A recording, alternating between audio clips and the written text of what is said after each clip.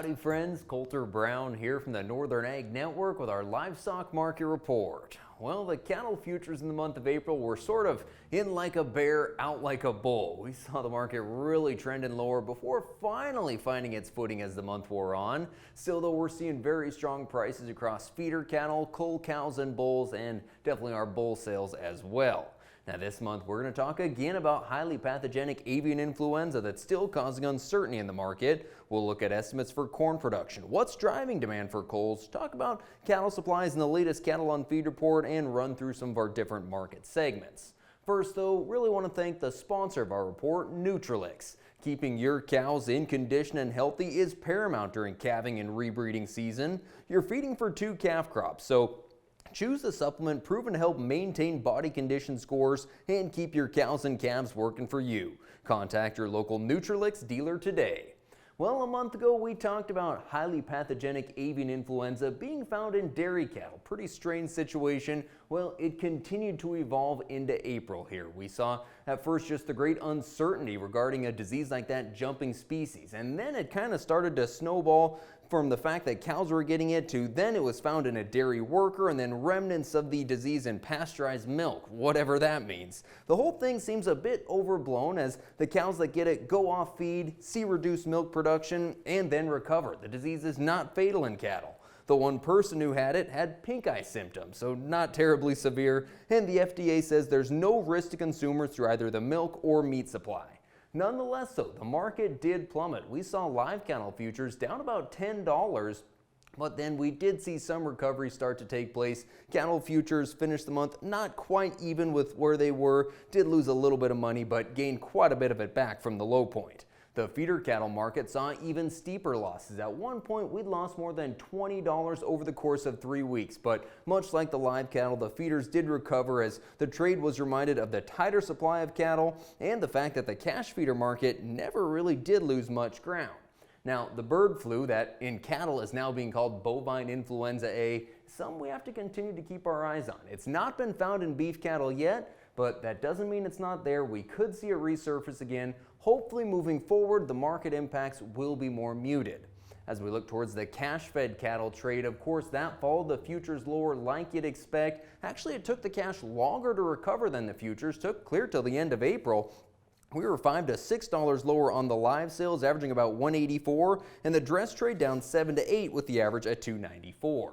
One of the big factors in the market recovering in April was the cattle on feed report. It was actually a mixed report, but traders chose to focus on the positiveness of placements being far below last year and below the pre-report estimates, 12% under year-ago levels, so that spurred some buy-in. But the marketing numbers down 14% from a year ago as we're seeing a slower processing pace and keeping cattle in feed yards longer. And so that propped the inventory numbers up 1% above a year ago, and actually inventory has been above year-ago levels for 7 months in a row. Now it was expected to be even higher, so like I said, the market stayed optimistic there.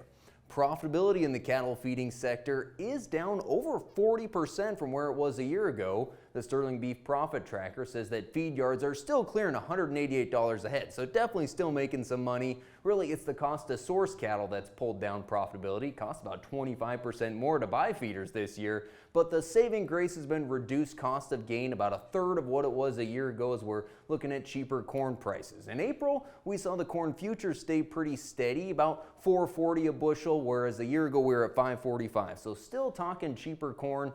USDA released their prospective plantings report at the end of March, and they kind of surprised us, saying 90 million corn acres will be planted this year. That's 4.5 million less than a year ago. Now, a lot of times when we see these situations, we find those corn acres by the time we're actually all planted up. And if we return to trendline yields, we're probably thinking corn prices in the $4.50 to maybe $5.25 a bushel range. So pretty reasonable, something that cattle feeders will like to see. Now, as we think of tighter cattle supplies, that's a situation we're just going to continue to talk about. The supply of feeder cattle outside of feed yards is down 850,000 head from where it was a year ago. So we're going to see these supplies on feed continue to tighten, which will be supportive to prices. Right now, though, we're dealing with relatively large on feed numbers and demand concern in some places. Now, of course, a feed yard is a lot like a hotel. To make money, you have to have people in the beds. Well, in a feed yard, you got to have calves at the bunk. And so because of that, we've seen feed yards feeding animals for longer. That's meaning they're feeding them to heavier weights, which is propping up beef production. But we can only play that game for so long before these supplies are going to start to come down. That's something we will see. And if we look at these March placements, the tide could already be turning. Now that we're into the month of May, it means video sale season is not very far away. Consignment deadline's already approaching. Now, in 8 out of 10 years, it puts you ahead to sell cattle on the video relative to the spot market. The average premium is $75 per head. I say 8 out of 10 years, though. 2 out of those 10, we see a counter-cyclical market. That's what happened in 2013 and 14. Could shape up again this year, the way we've got an uptrending market with declining feeder supplies. We can't promise that situation, though, so price protection remains critical. Whether that's through options, LRP, the summer video board, whatever it might be, we definitely want to protect that price, leave the top side open, of course, where we can. But really the important thing to keep in mind is don't chase the tops. If we stick to our marketing plans, we'll come out ahead from where we were a year ago. You can look at some of our feeder sales from the month of April here. Prices may have backed off slightly when the futures were really coming down, but these prices staying very strong. We're still talking 5-weight steers selling in the upper 320s, up into the upper 340s. 6-weights from 290 up over 320. Heifers very strong as well, with a lot of those 6-weight heifers 260 to 280. Now, we're not really seeing significant heifer retention yet. As you talk to a lot of ranchers, most of them will say we need a good shower, and that is the case. It's a little too dry to really encourage much for restocking of females, and we're still seeing some demand for replacements. Couple of good sales here over the last month. Most of those replacement heifers kind of trading in the $1,800 to $2,200 a head, kind of just depending on their weight there. The bred female market, we're kind of getting towards the end of that time frame. Still a lot of those young to mid-age bred cows kind of in that $2,500 to $3,000 a head market, and really testing the pair market now and seeing some pretty good demand. Honestly, heifer pairs up to about 7 or 8 years old still catching from $3,000 to $36,000, saw a top at $3,700 at Montana Livestock Auction, so definitely some demand there.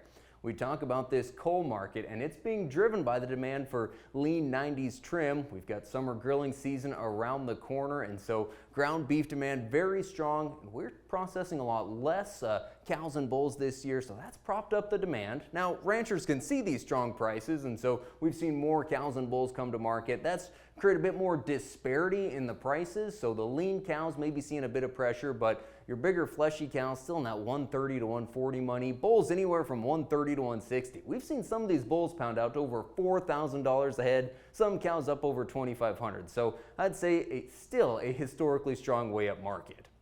And wrapping up here, just looking at some of our production sales, some real strong prices continue to be seen. We saw C-Spear Angus average nearly $7,500 on their bulls in Billings. Hereford sales season just about wrapped up here. The average up 4% from a year ago. But what's really impressive on the demand for Hereford genetics, go back to 2020, and we've seen an increase of 50% in the number of bulls sold since then, and the average price up 36%. Well, that's going to do it for this month's report. Thanks so much for joining us. Good luck with the remainder of the calving season. Don't have too much fun with the branding season. We'll talk to you next month.